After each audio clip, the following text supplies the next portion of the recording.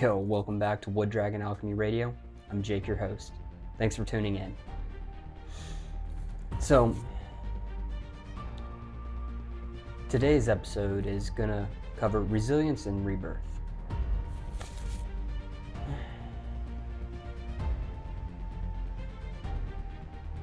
I think for the opening, let's talk about when life burns away the old you, right? You know, because I think that we think about resilience wrong. We tend to think of it as this hardened and kind of almost emotionless strength, right? Like being unbreakable or stoic or untouched by the pain that you feel or experience. But the truth is, real resilience doesn't look like steel. I would say that it closely resembles fire, right? Because sometimes life doesn't just bend you, right? Sometimes life burns you to the ground.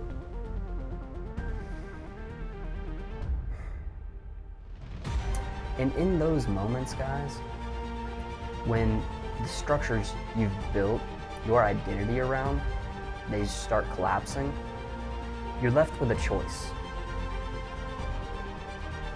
See, you can spend your energy trying to rebuild the exact same version of yourself, the one that was burned to the ground.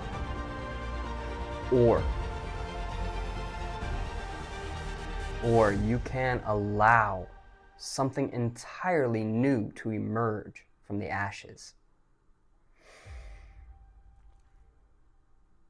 Right? This episode is going to be about that second path. It's about resilience not as toughness, but as transformation.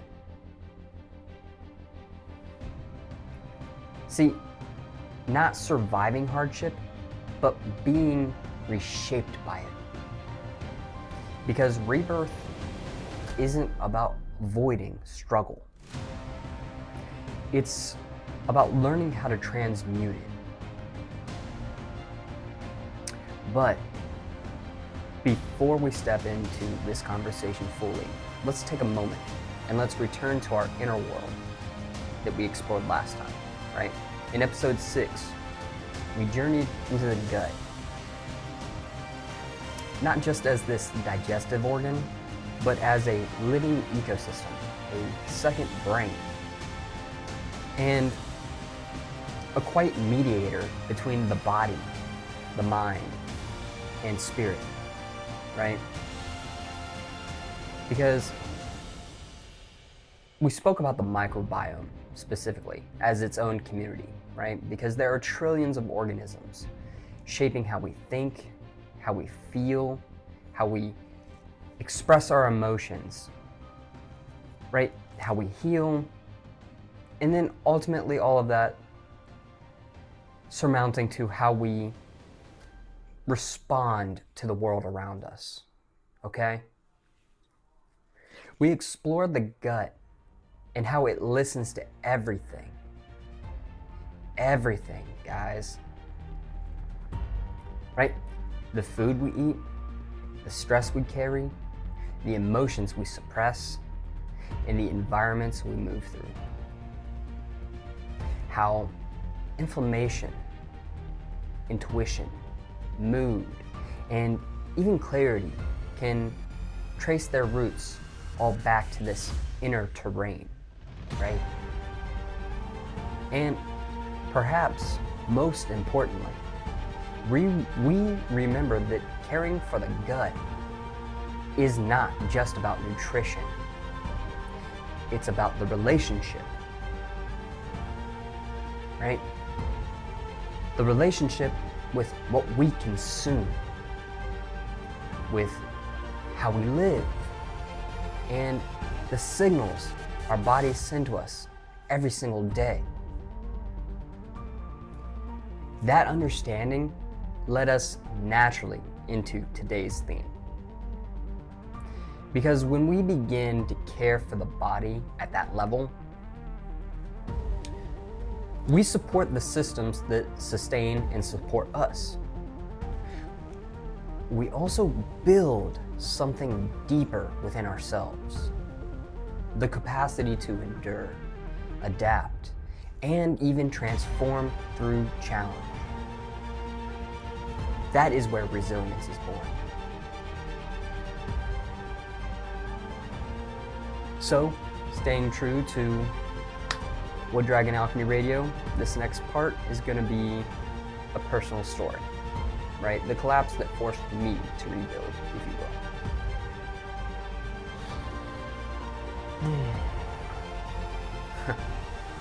As a Scorpio rising and a 6-2 reflector with Pluto in my first house, who subsequently not only grew up on my Pluto ascendant astrocartography line. Man, I've spent over 30 years on this line now. So it's safe to say I've had to rebuild myself more than once. More than once.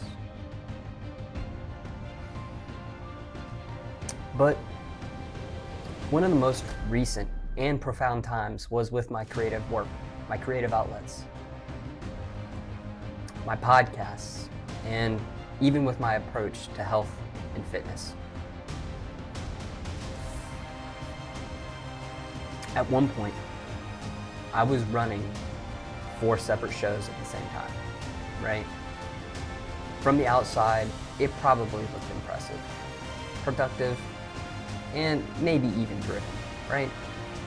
But on the inside, guys, man, I was exhausted, burned out, and honestly, I felt extremely disconnected from myself.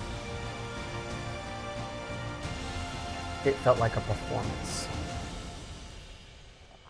I hit a point where I couldn't keep pretending that everything was working when it clearly wasn't. And what I realized in that season of burnout was extremely uncomfortable, but very necessary. I wasn't creating from authenticity. I was creating from ego. See, I wanted to look strong. I wanted to look disciplined. I wanted to be seen as the guy who could do it all. But the more I tried to control everything, the output, the schedule, the image, the more I felt like I was losing myself in the process.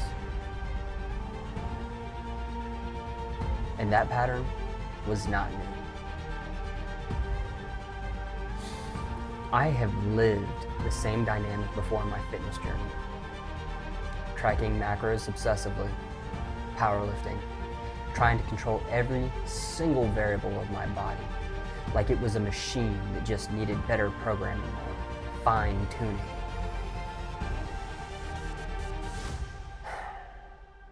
Ironically, the harder I pushed to control everything, the more I felt out of control inside.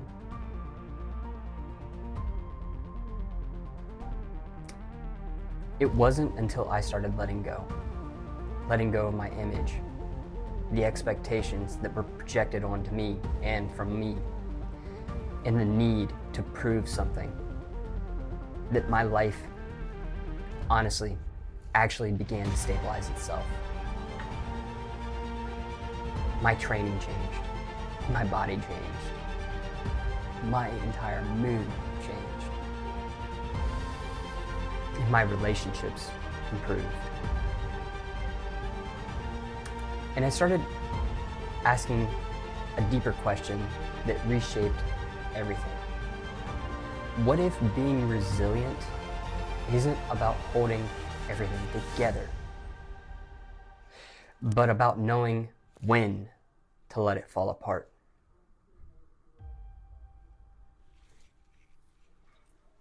So let's dive into the science behind resilience and how your brain is literally built to rebuild itself. So let's actually talk about what's happening inside you when your life falls apart. Because this isn't just philosophical, it is biological. See, we've discussed this before. There's a concept in neuroscience called neuroplasticity, which simply put means the brain has the ability to adapt and rewire itself and make new neural connections, right? In the most plain terms, your brain is not fixed. You can change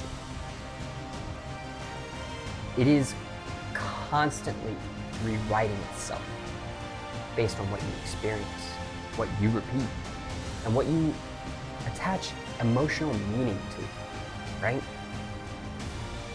Which means when your life changes, your brain is designed to change with it.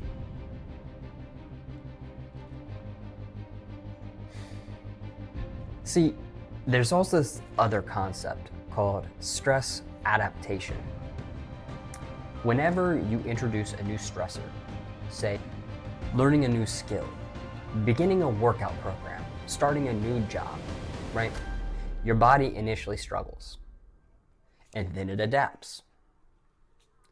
This adaptation is what we often refer to as growth, right? And this ultimately leads to a third concept, hormesis, right? Which is the idea that small, manageable doses of stress actually can make you stronger over time. You can see this in lifting through progressive overload. You can see it in the immune system. And you see it psychologically when people face adversity and come out more capable than before. But here is the key piece I think most people miss. It is not the stress itself that creates the growth, right? Oh no. In fact, it is the relationship to that stress, right? Because the brain will follow one simple rule. What fires together, wires together, right? So, if you constantly approach change, effort, or a challenge with fear, resentment, or self-hatred, your brain literally wires those emotional states and patterns into the experience. So every time you experience it, that emotion appears. But the opposite is also true. When you approach growth with curiosity, self-respect, and maybe even a sense of play, your brain wires that instead. See, this is why I've always told people, whether they're asking about workouts, diets, lifestyle changes, go do what you actually enjoy. See, for example, if you hate the gym, but you love basketball and you're trying to improve your fitness, go play basketball. Go sign up for a rec league. It's not that serious. Have some fun.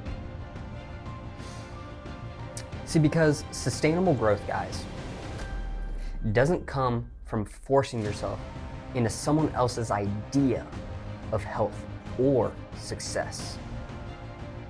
It comes from aligning your efforts with your joys, from doing things that light you up the same way you felt lit as a kid.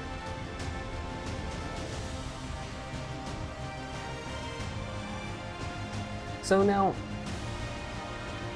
Let's drive through, break down to break through, right? And what psychology kind of says about transformation.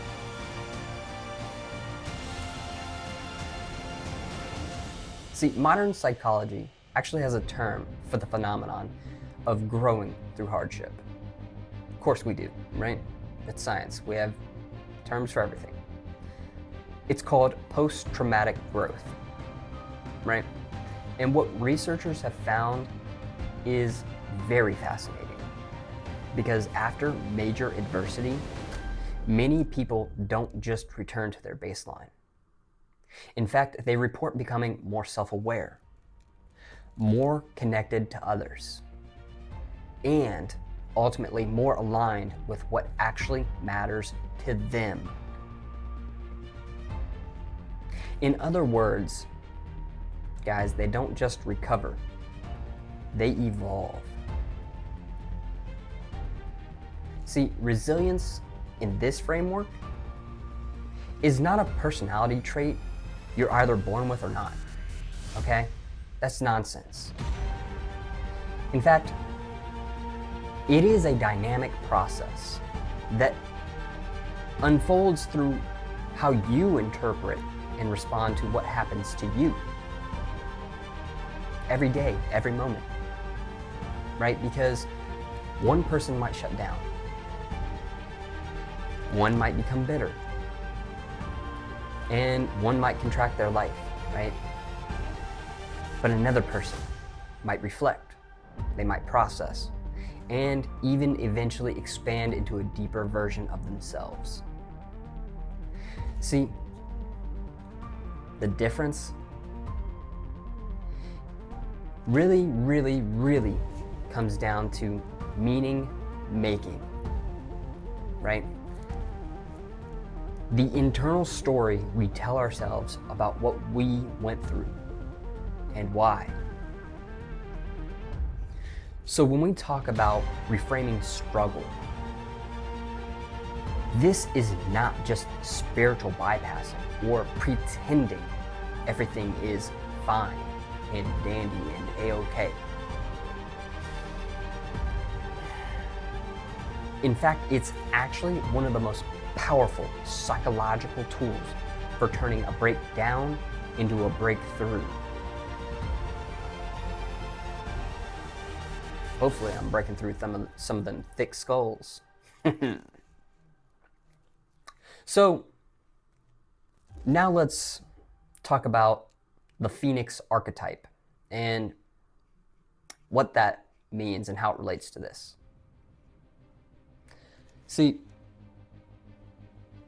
across cultures and mythologies, there is a reoccurring symbol for transformation through destruction. You guessed it, the phoenix. See, the phoenix is a bird that lives, burns, and then rises again from its own ashes. Not as the same being, but as something renewed. See, I believe the phoenix is not a story about avoiding death. I believe it's a story about using death as the mechanism of rebirth. And psychologically, we go through these cycles all the time, unknowingly or knowingly. Old identities burn, old relationships burn, old belief patterns burn, and it hurts. Because we often cling to those things as if they are who we are. But what if those burnings are not actually punishments? What if they are initiations?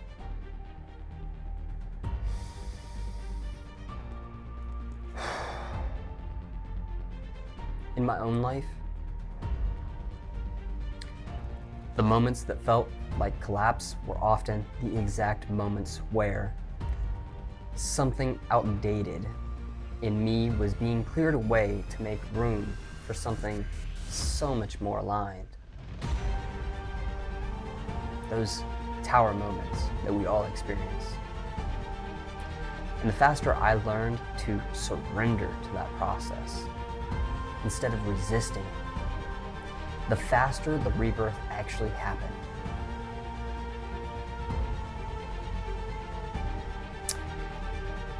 See, this is where the alchemical phrase solve et coagula comes in, right? Dissolve and then reform. You cannot reform something into a stronger shape until the old form has been dissolved. That's why they often say your new life will cost you your old life.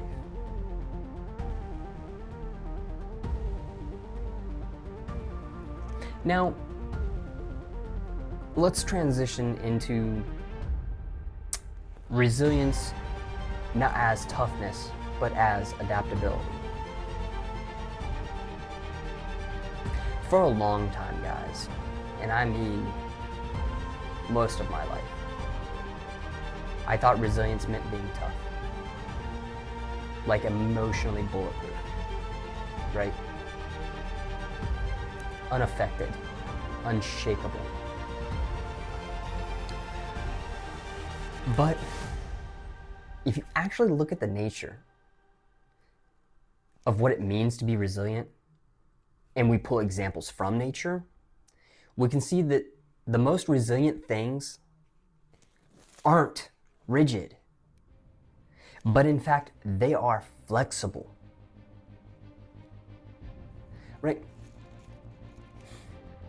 Perfect example. Water is one of the softest substances on the planet, okay? And yet, it has the power to shape mountains over time. If you belly flop into a pool, right? We all know what happens. The water feels like concrete. It hurts because you are hitting it with mass force. But if you dive in or step in, it almost feels effortless in a way. See, same water, different approach. When we meet change with resistance, we experience more pain. When we meet it with adaptability, we move through it with far less friction.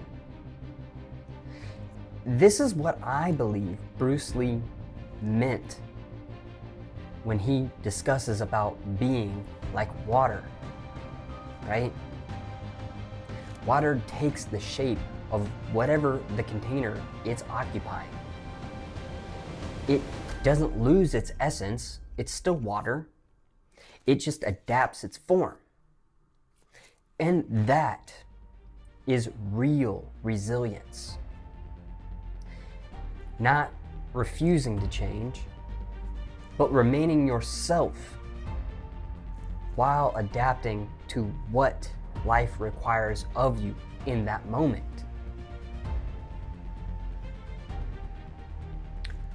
Now, let's talk about emotional regulation and the biology of meeting the world softly. So, there's also a biological layer to this that's worth understanding, in my opinion, or at least I believe there is. Humans co-regulate emotionally, okay? Our nervous systems constantly read the tone, the facial expressions, and the body language of the people we are around, okay? So when someone approaches you with anger, and you respond with anger, you amplify that tension. But say that same person approaches you with anger, but this time you respond with calmness. and a grounded softness, their nervous system often begins to mirror yours. See, this is called emotional co-regulation, and it's one of the reasons emotional self-control is such a superpower in itself, right? It is not suppression. It is not pretending you don't feel anything. It is choosing not to let your emotions be dictated by someone else's temporary state, right? And ironically, this softness often requires vastly more strength than reacting impulsively. Don't believe me? Try it.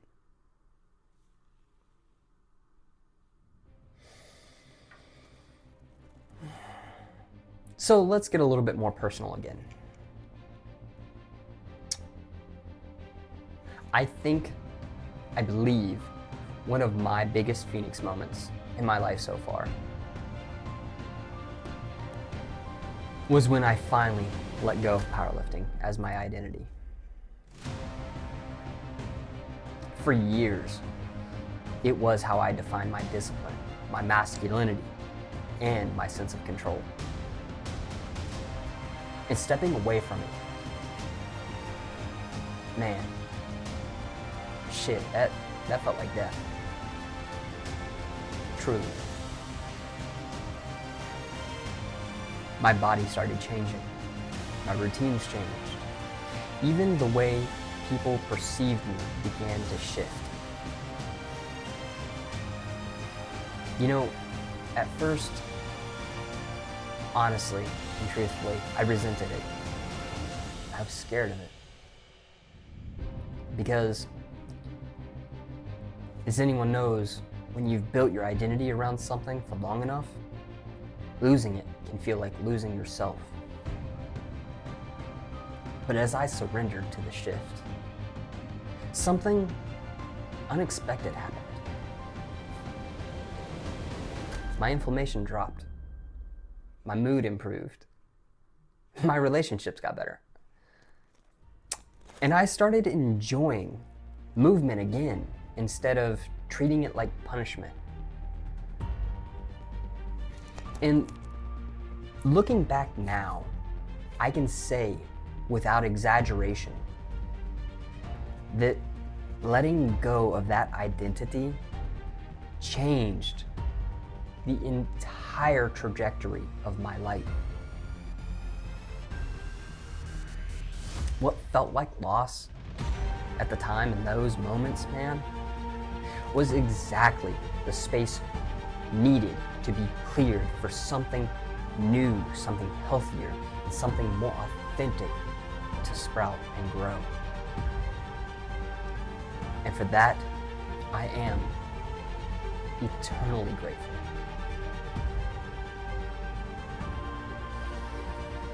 So, let's take the time to reframe failure as initiation then. Here's something I want you to experiment with the next time something goes wrong in your life. Instead of asking yourself, why is this happening to me? I mean, no shame, we all start there, for sure. But I think it's really important to shift that question to, what is this trying to initiate within me? Right?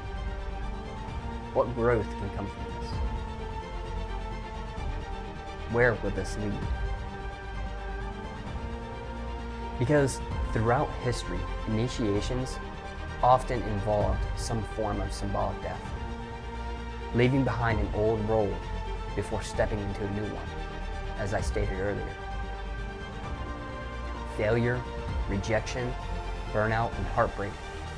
These moments then strip away the illusions and they force you to confront who you are without your usual masks.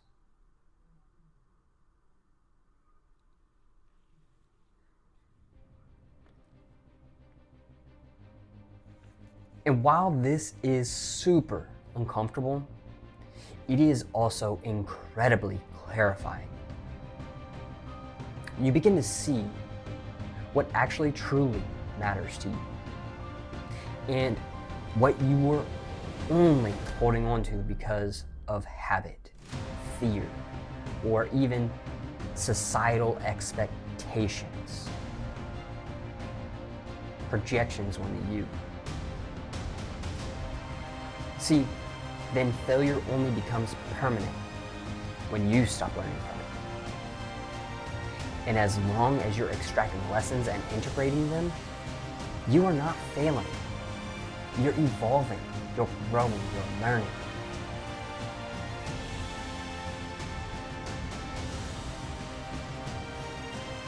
So let's talk about some practical integration, right? How to work with the cycles instead of against them. So you might ask, so Jake, how the hell do we actually do this in our real life? Well, I'm glad you asked. First, actually, let yourself feel what you feel. Right? The grief, the anger, the confusion. These are natural human responses to change. And that's okay. That is okay. But do not build your home on those emotions. Right? Let them move through you like the weather. Right? And then second, reflect on what this is actually teaching you, right? What pattern is this revealing? What assumptions is this challenging within you? And third, guys, consciously choose the direction of your next move. Remember, what fires together wires together. Because while you don't control everything outside of you, everything that happens to you, right?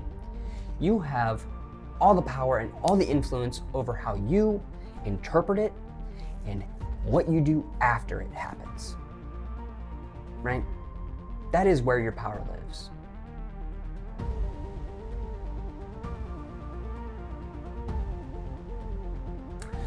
All right, so let's circle back around with some closing reflection, shall we? Because the cycle never stops.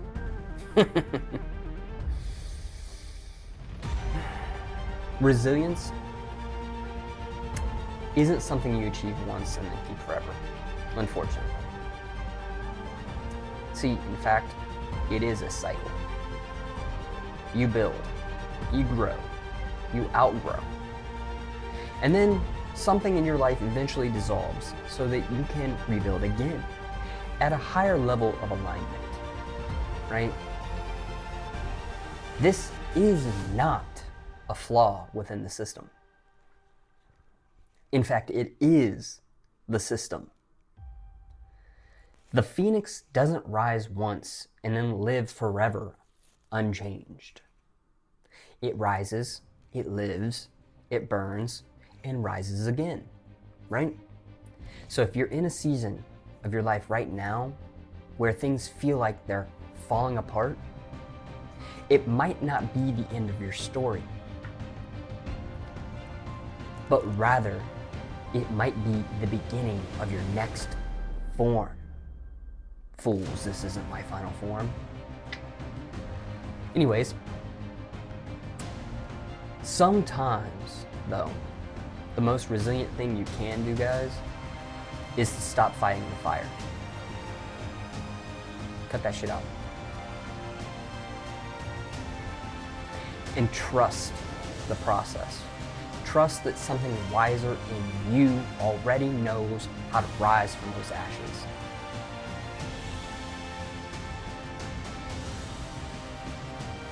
But really quick, before we end this episode, let me hit you with a teaser for the next episode, guys. Episode 8, the future of wellness and alchemy. What does the future of wellness look like when science and spirit evolve together? This episode opens the space for visionary dialogue, touching on tech, energy, collective consciousness, and the role of the modern alchemist. I hope you tune in. But until next time, stay curious, stay embodied, keep your energy flowing, and peace be with you, my friends. Jake out.